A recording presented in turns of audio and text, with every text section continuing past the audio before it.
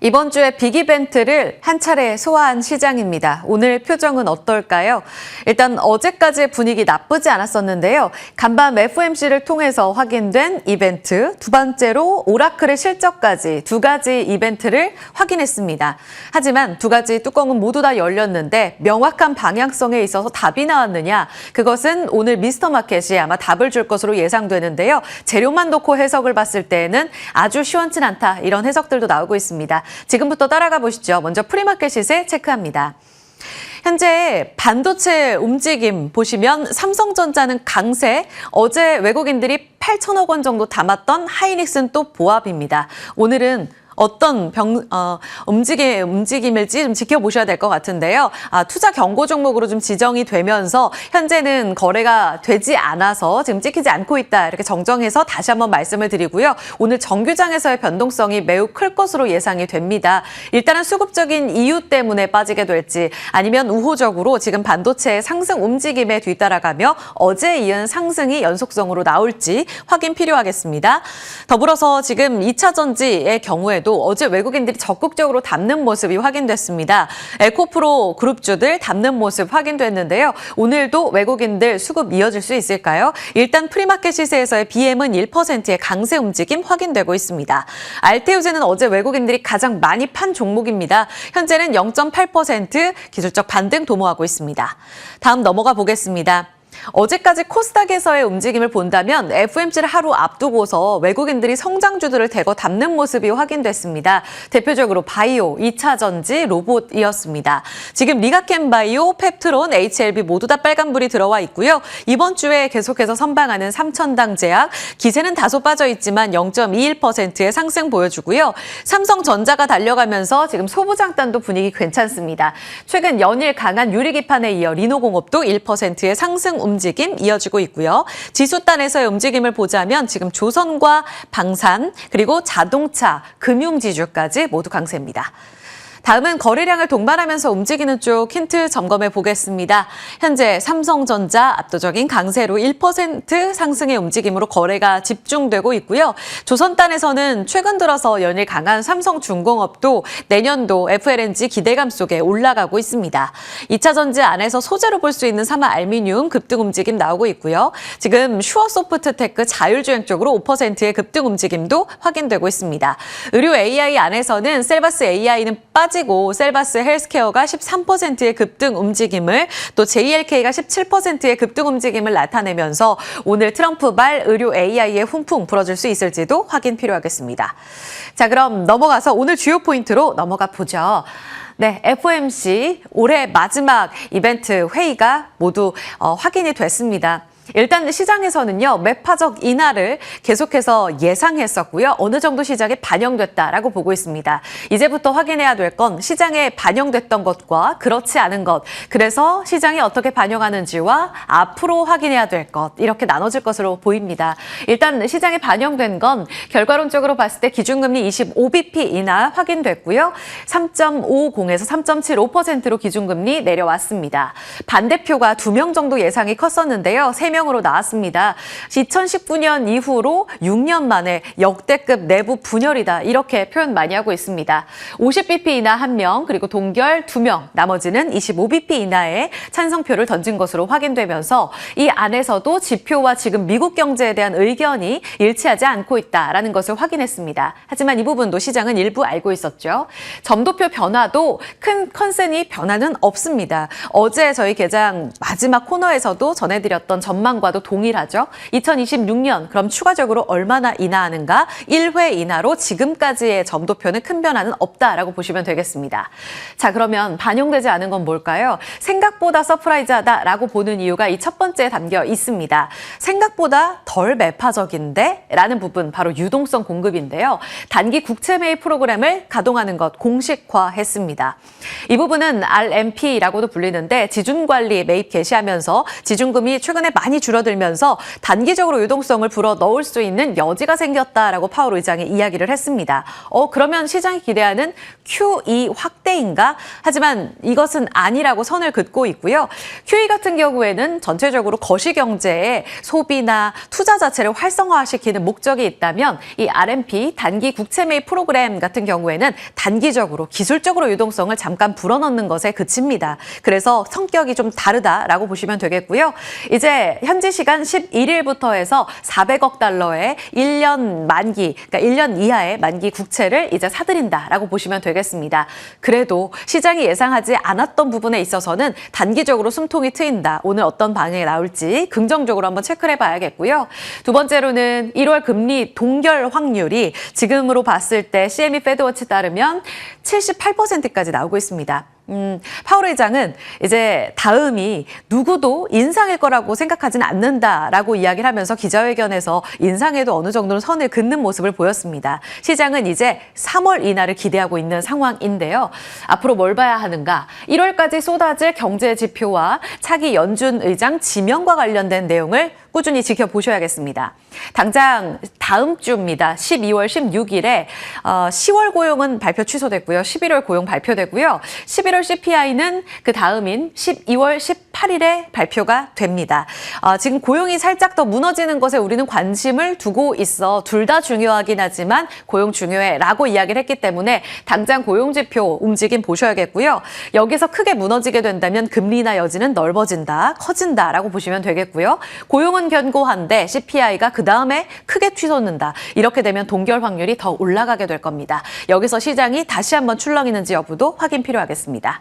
그리고 케빈 해시드 백악관 위원장이 트럼프 대통령이 이제 곧 1, 2주 안에 연준 의장 다음 지명을 할 거다라고 이야기를 하고 있습니다. 맞물려 있는 지표와 이 변동성 안에서의 움직임 저희와 함께 같이 따라가 보시죠. 자, 매크로만 놓고 봤을 때는 시장이 예상하지 못했던 꽤나 서프라이즈한 이런 단기 유동성 공급도 있어서 미국 시장에서도 나쁘지 않은 마감을 보여줬습니다. 하지만 여기에 찬물을 끼얹은 게 바로 시간에 발표된 오라클의 성적표인데요. 오라클 2026년 2분기 실적 발표 나왔는데 큰 틀에서 봤을 때 헤드라인 넘버 일단 매출액부터 실망감입니다. 예상 컨센보다 낮은 매출액 발표했고요. 클라우드 매출은 소폭 상회했지만 클라우드 인프라 매출에 있어서도 두 개 모두 다 아주 큰 서프라이즈는 아니었다라고 볼 수 있겠고요. 소프트웨어 매출 측면에서도 크게 줄어드는 수주를 확인할 수가 있습니다. 지난번 실적 발표 때 기억하시겠지만 자녀 수행 의무라고 불리는 이 RPO가 굉장한 서프라이즈를 보이면서 오라클 실적에 대한 많은 관심이 쏟아졌는데요. 다행히 이 부분은 예상보다는 좋았다라고 볼 수 있습니다. 이렇게까지만 설명을 드리면 매출액은 나빴고 RPO는 좋았고 어느 쪽에 무게중심을 실어야 하는가?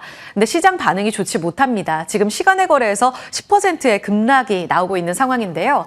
오라클 경영진의 멘트도 좋았음에도 불구하고 시장이 우려하는 건 예상보다 나빴던 매출, 그리고 서프라이즈가 없는 클라우드 쪽의 실적, 마지막으로 소프트웨어 사업부의 라이센스 판매가 왜 이렇게 떨어졌는가입니다.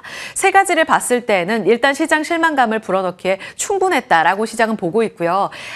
최근 들어서 그러니까 지난달 말이었었죠. 이 오라클의 5년물 CDS 프리미엄이 거의 금융위기 수준까지 치솟았었는데요. 이때 AI 인프라 투자를 위해서 부채를 너무 많이 발행한 거 아니야? 신용 부도 스와프 위험이 커졌다라고 시장은 판단을 하고 있는데 그래서 이번 실적표가 매출 전환으로 됐는지 매출로 확실히 찍히는지를 확인하려 했던 중요한 분기점이었습니다. 그런데 여기에서의 실망감과 기대를 뛰어넘는 서프라이즈가 없었다. 이 부분은 실망감으로 이어질 가능성이 크다라고 보고 있습니다.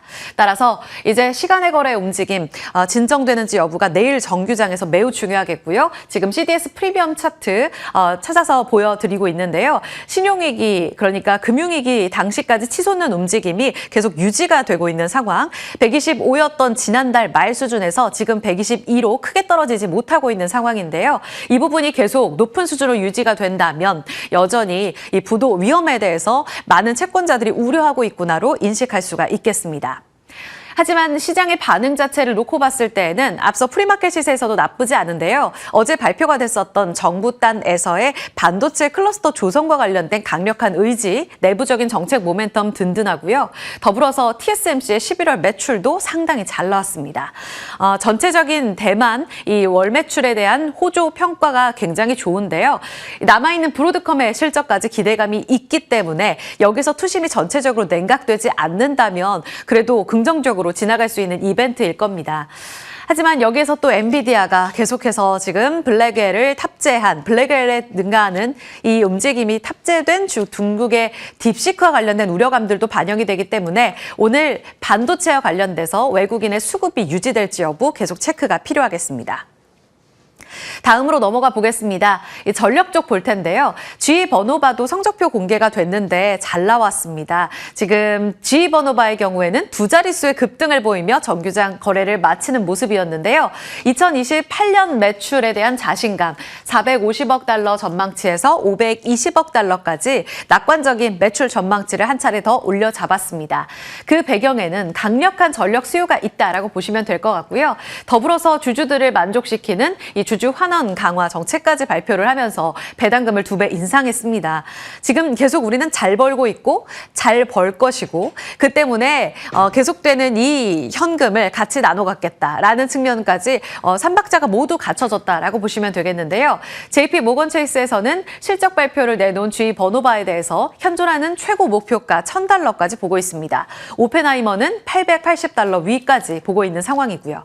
최근 들어서 우리 전력은 어떨까요? 지금 3인방의 차트인데요. 그중에 HD 현대 일렉트릭과 LS 일렉트릭 보여드리고 있습니다.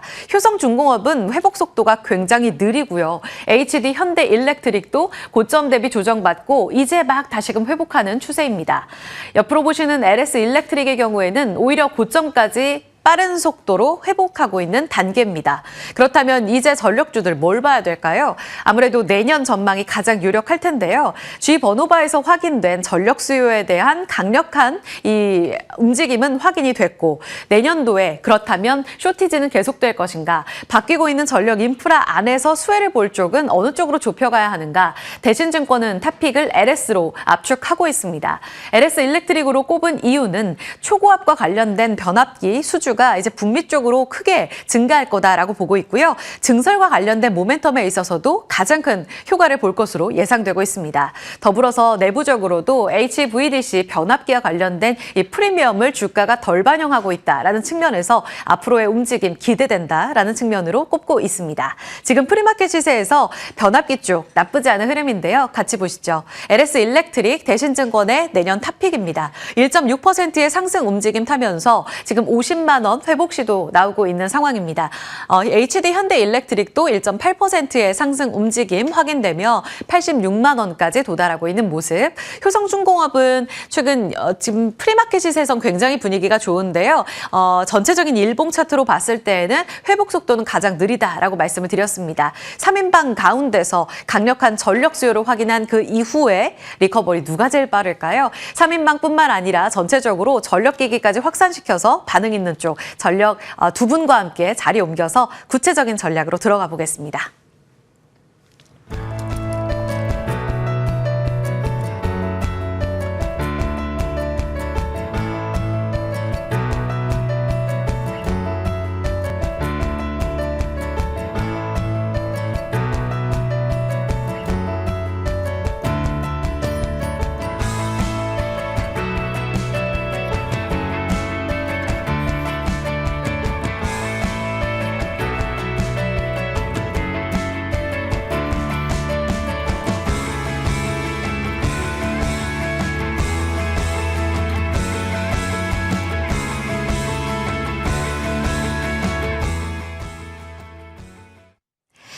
네, 지금 예상호가 보겠습니다. 코스피 야간 선물 지수가 1% 급등으로 마감됐거든요. 그것 대비로 봤을 때 FOMC를 보고 난 이후 지금 호가가 다소 약해 보입니다. 4,139선 출발 앞두고 있고요. 코스닥은 0.24% 937선의 움직임으로 예상되고 있습니다. 두 분과 함께 하겠습니다. 김성훈 KM투자 파트너스 대표 그리고 이재규 SK 부장 함께 하겠습니다. 어서 오세요. 안녕하세요. 네, 지금 시장이 조금 아리송한 것 같거든요. 해석부터 여쭤봐야 될 것 같아요. 김성훈 대표님, 지금 하이닉스는 수급적인 이유 때문인가요? 2.9% 하락할 것 같고요. 삼성전자는 프리마켓은 그렇게 강하더니 0.46% 상승에 그칠 것으로 예상되고 있습니다. FMC 확인했고요. 어제 대비 약한 연속성, 이유는 뭘까요? 일단 뭐 브로드컴 실적을 한번 확인해 보고 가자는 심리가 좀 강할 것 같고요. 지금으로서 이제 오라클에 대한 기대감은 없었지만 그래도 프리마켓에서 워낙 낙차가 크기 때문에 사실 네. 이러한 현상을 조금 반영했다라고 봐야 되고 그리고 나서는 지금 하이닉스 같은 경우는 투경에 걸렸잖아요. 근데 네. 사실 이 투경이라는 의미가 이제 미수나 아마 이 신용에 대해서 쓸 수 없게 좀 잠궈놨기 때문에 사실 오전장에 대해서만 이것이 좀 이 리스크로 반영했지 원래대로 투경하면은 그동안에 그렇게 주가가 많이 올랐다는 증거가 되기 때문에 사실 SK하이닉스만 놓고 보면은 제가 기존에도 AI 버블론 때마다 SK하이닉스 하락시 기회라고 말씀드렸기 때문에 오히려 지금 가격대에서는 무조건 기회라고 봅니다. 그리고 삼성전자하고 어저께 같은 경우 삼성전자 수급이 SK하이닉스로 외국인들이 좀 유입이 된 걸 우리가 확인을 했기 때문에 사실 SK하이닉스 오늘도 외국인들 매집이 좀 이어진다면 아마도 바닥권이 거의 이제 마무리가 됐다 그렇게 보는 게 맞을 것 같다라는 논리 말씀을 드리도록 하겠습니다. 지금도 매수 기회라면 60만 원 그 이상을 보고 계신다는 말로 이해해도 되겠습니까? 그 이상 계속 봐야 되겠죠. 예, 70만 원. 하이닉스는 뭐 실적에 당연히 앞으로 수렴 계속 하겠죠. 육방향으로, 상승 방향으로. 예. 최근 뭐 미국 나스닥 ADR 상장 이야기도 있었고 다양한 이야기가 있지만 지금 강조하고 계시는 건 펀더멘털만으로도 지금 괜찮다, 매력적인 자리다라는 말씀이라서 오늘 빠지면 기회.